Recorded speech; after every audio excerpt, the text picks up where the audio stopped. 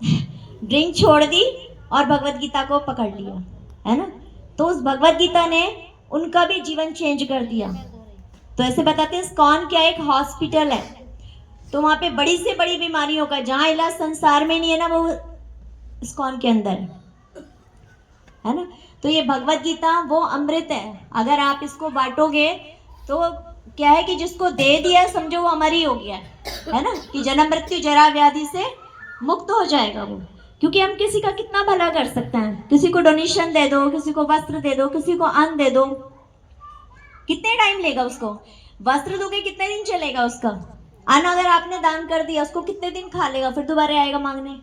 वस्त्र दोगे फिर आएगा दोबारा मांगने, है ना। लेकिन अगर आपने ये ज्ञान दे दिया तो किसी के पास मांगने नहीं जाएगा, वो उसे पता है कि कहां से आ रही है सारी चीजें। तो उसका कनेक्शन किससे जुड़ जाएगा, कृष्ण से जुड़ जाएगा। तो ये कैसा व्यापार है आपका, अच्छा है कि बुरा वाला है। तो ये हमें करना चाहिए या नहीं करना चाहिए, क्योंकि हमें भी किसी ने दे के हमारा जीवन बदला है ना। हम सब अपनी अपनी परिस्थिति देख सकते हैं, कहाँ से आए थे और कहाँ आ गए हैं। तो अगर हम अच्छा लग रहा है आपको तो औरों का भी जीवन बदलने का हमें प्रयास करना चाहिए, है ना। तो हमें ढूंढना चाहिए कि हम किस किस को ये दे सकते हैं। जिसको दे दिया आप उसको मोटिवेट करो कि आप आगे दीजिए, है ना। तभी तो आप देखिए ना, जो क्रिश्चियन है, क्रिश्चियन कैसे करते हैं अपने धर्म का प्रचार।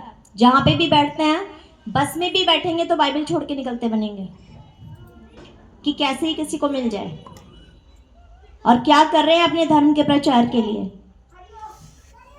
आपके यहाँ पे भी कितने खुले हुए हैं यहाँ पे सेंटर, लोगों को कन्वर्ट करने के लिए। क्या दे रहे हैं कि आप ये हमारा धर्म लीजिए और बदले में क्या करो, पैसे ले लो, नौकरी ले लो, और शादी भी करवा रहे हैं, सब करवा रहे हैं।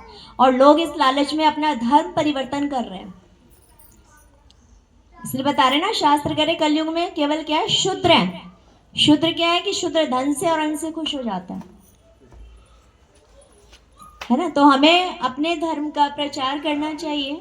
अगर नहीं करेंगे तो धीरे धीरे, अभी जहाँ पे मैं जॉब करती हूँ वहाँ पे एक लड़की पंजाबी थी वो, और वो क्रिश्चियन बन गई है। कि कौन करे ये ना, ये मतलब कि अंटन मंटन से बहुत सारी पूजा पाठ करनी पड़ती है, ये करना पड़ता है, वो करना पड़ता है। अब तो कुछ नहीं करना,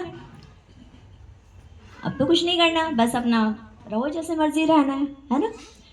तो बहुत लोग मतलब इस चीज़ के लिए, क्योंकि हम खुद अपने बच्चों को नहीं सिखाएंगे तो आगे जाके यही होना है। क्योंकि ऐसे बता रहे हैं ना, सबसे ज़्यादा स्ट्रेंथ किसकी है, मोमडन की, उसके बाद क्रिश्चियन की है, और फिर आपके सिखों की है, और फिर हमारी हिंदुओं की है, मुट्ठी भर रह गई है। अगर नहीं हम जागृत होंगे, अपने धर्म का हम उपहास उड़ाते हैं, है ना। कोई तिलक लगा के निकल जाए तो वो ये बन गया पंडित जी, है ना। तो अगर हम खुद ही अपने धर्म का वैल्यू नहीं करेंगे तो दूसरा कौन करेगा। तो इसलिए हमें अपने शास्त्रों को पढ़ना चाहिए। क्योंकि आप मॉमडन्स में देखिए, छोटे छोटे बच्चों को क्या पढ़ाता है, कुरान पढ़ाता है ना। क्रिश्चियन भी छोटे छोटे बच्चों को बाइबल पढ़ाते हैं, लेकिन हम अपने बच्चों को भगवत गीता नहीं पढ़ाते। पढ़ता भी तो पढ़ने नहीं देंगे, चल अपनी पढ़ाई कर, क्या लग रहा है इसमें, इसमें टाइम वेस्ट कर रहा है ना। तो इसलिए हम अपने खुद ही हम अपने धर्म का प्रचार नहीं करें तो बच्चा आगे जाके कन्वर्ट होगा ही होगा, क्योंकि उसे अपने धर्म की वैल्यू पता ही नहीं है। इसलिए हमें प्रयास करना चाहिए कि डेली अपने बच्चों को कम से कम एक श्लोक पढ़ा के स्कूल में भेजें। कि जैसे उसके लिए मटेरियल पढ़ाई जरूरी है, ये स्पिरिचुअल ज्ञान भी उसके लिए जरूरी है।